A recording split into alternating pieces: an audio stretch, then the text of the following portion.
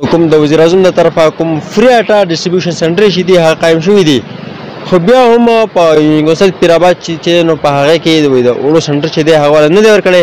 په دې اړه به موږ د چیرمن صاحب تاثرات لرو چې دوی څه تاثرات دي. جی چیرمن صاحب. شکریہ جی نور محمد صاحب زه خو ټول ناول زستا انتهایی شکریہ ادا کوم چې تاسو راغلی زموږ د حلقې ویزټ وکړو. بیا داسې حالات کې دوی چونکې موسم هم خراب دی، چونکې مونږ په کاڼا یونین کونسل چې کوم دی نو کوز کاڼا له مونږ د اوړو سنټر ورکړی، د هغې سنټر به لاړ ټانګوانو کلي ته. مونږ هغه ټانګوانو کلي کې چې کوم دغه سنټر مونږ په ځای باندې پرېښودو، کوز کاڼا له مونږ بل سنټر وکړو. په شید کې چې کوم دی نو بېګا کسانو اوړه اخیستي دي فري اټه چې کوم دي. او بیا په چیلې کې چې کوم دی نو زمونږ ویلېج چې کوم بیا چیلې ده نو په چیلې کې کسانو مسانو اوړو هغه اخیستي دي، ځکه هلته کې چې کوم د سنټر نو د هغې دغه ما کړ ده. اوس نن زه خپل ځاني راغلم د بیلي بابا د بازار ویزټ مو کو خدای شته دی چې دلته کې زه راغلم، دلته کې د کسانو راته وویل چې مونږ خدای شته چربنګ راغلي وو او 1 بجې پورې مونږ انتظار وکړو، بیا مونږ ته په 1 بجه مونږ وویل چې تاسو ځئ، تاسو ته نن اوړه نه میلاویږي.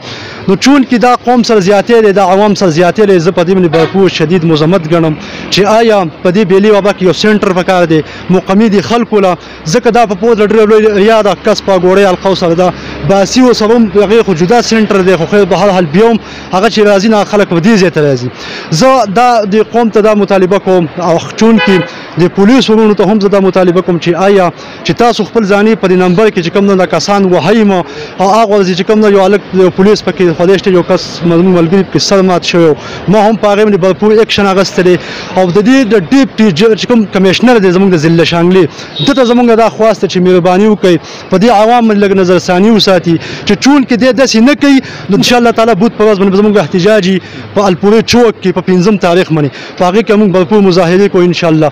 نو موږ ته خو چې دا خدای شته چې میله نه شو نو موږ به بیا څه وکړو. نو اوس خو قوم خو خپل ځاني وړو د بېنظیرې په نوم باندې راځي، ریلیف د بېنظیرې دی.